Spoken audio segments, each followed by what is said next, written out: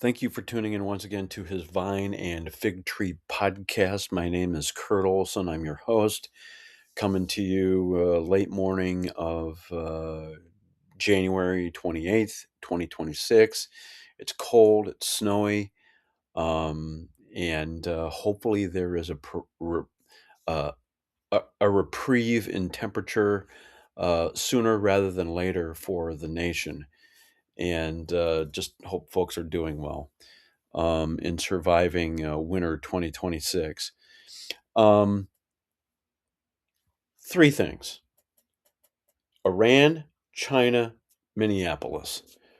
Um, in the link to this podcast, or the description to this podcast, I'm going to have a link to a piece that I found yesterday.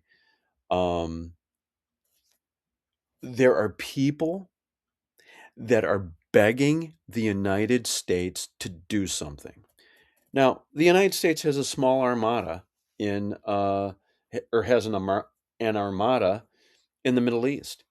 And if some of the things that have been said in the last 24 hours by Trump is to be believed, it sounds like more are on the way. And these people are being massacred. And this is what's going on inside Iran right now, with the United States and Israel in a posture to attack the mullahs. They are positioning their Islamic Revolutionary Guard Corps in certain spots. And basically, what's happened is they have brought in Arabs. Now, Iran is a Persian country, it's always been Persian. That hasn't changed. And Arabs are not native to Iran. So, what's going on is you have people from Iraq, um, Pakistan, Afghanistan, and potentially even the groups of Hamas, Hezbollah, and the Houthis. And these Arabs are serving as the government's thugs right now. And so that scenario is unfolding. And this is where things stand within the United States right now. So there's basically two camps. As more information has come out of Iran, Trump has come out and said he believes new leadership is needed in Iran, and that's I, it's hard to argue with that based on what we now know. And so two camps have emerged here in the United States. On one side, you have Jared Kushner, son-in-law to the president. You have Steve Witkoff, the guy who is the designee to the region, who has been involved in a lot of negotiations since the start of Trump 2. And you have Qatar, Turkey, and Saudi Arabia. I believe there are a variety of motives involved that would compel those countries to come out and say, "Oh, uh, keep the Ayatollah in power." On the other hand, you have people that are now pushing for regime change. The names I'm hearing include Marco Rubio, Secretary of State, Vice President J.D. Vance. Um, I'm not recalling clearly if Pete Hegseth, the Secretary of Defense, is in that group. But we also have the Arab nations of the United Arab Emirates and Jordan that are in the group that says, yes, it's time for regime change in Iran. And people are still going to keep dying until we do something. This is going to be a black eye on Trump if he doesn't do anything.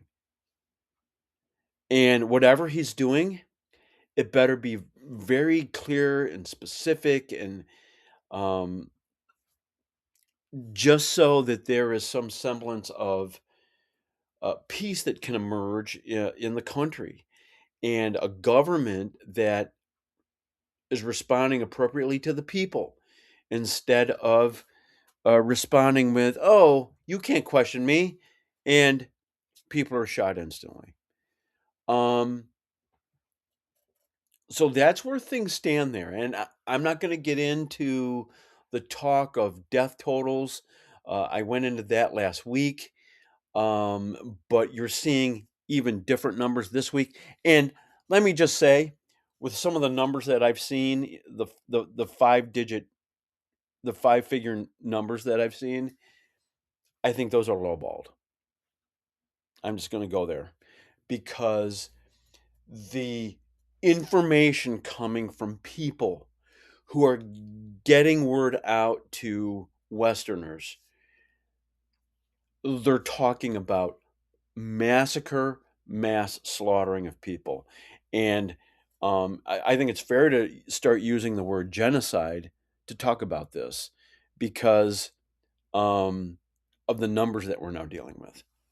So that's where things stand with the situation in Iran. I still believe Trump is going to do something. The question is when. Um, China.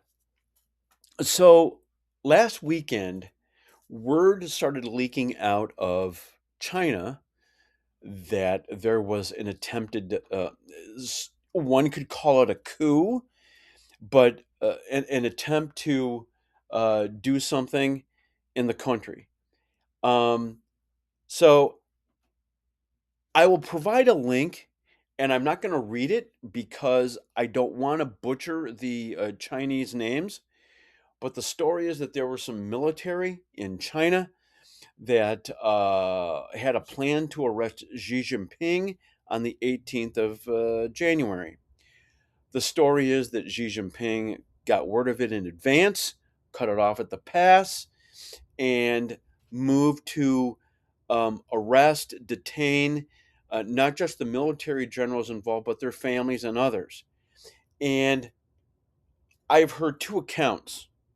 One was when Xi Jinping foiled the arrest of him, and he caught certain people red-handed, that they were assassinated on sight.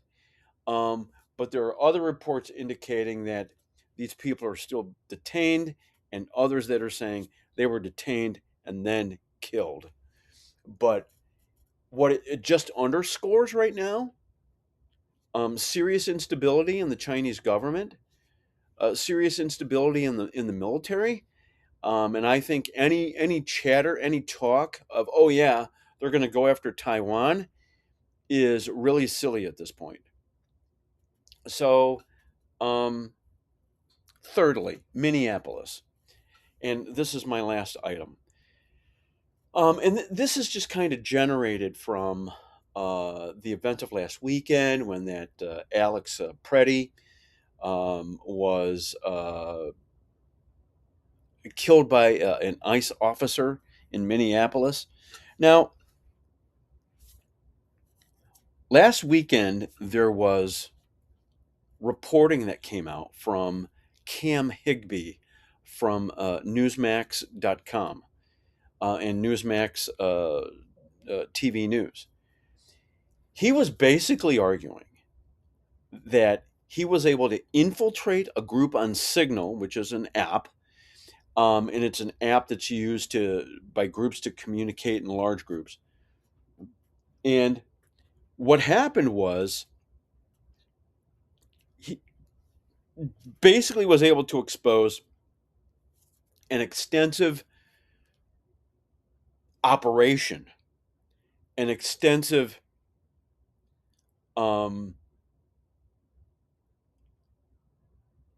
don't know how to describe it other than an operation by a group of very organized leftists in terms of everything from health and food to comms, um, following around reporters and others, and sections of Minneapolis separated with certain leaders and certain blocks of territory. And they were using Signal as the means to do all of their communication.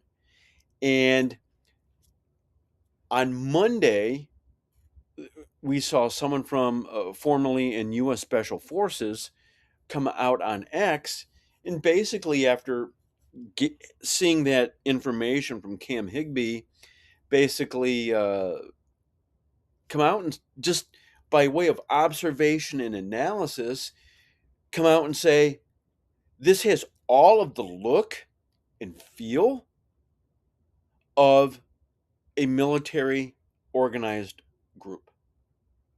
And there are folks that have come out with statements on social media, whether it's X or Instagram or TikTok, and it basically called it a color revolution. That's a phrase that we don't hear a lot in the United States of America, but it's used in radical left wing publications to basically talk about how to delegitimize leadership in a country and get different leadership in. So my gut tells me Americans are being played. My gut tells me that we are